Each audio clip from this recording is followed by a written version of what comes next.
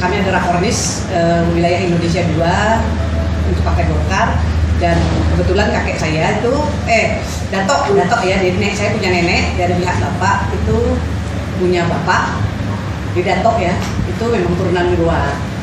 Dan saya tadi kalau bahasa kami itu sejarah sejarah ke sana.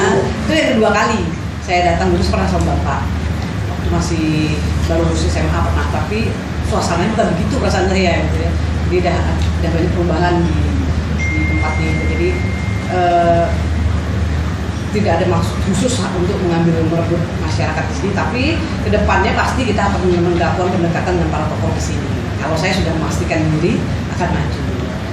Jadi hari ini sebetulnya khususnya lebih pada koalisi Golkar. Tapi ke depan kalau saya sudah ditetapkan sebagai calon, pasti kita akan melakukan pendekatan dengan para tokoh.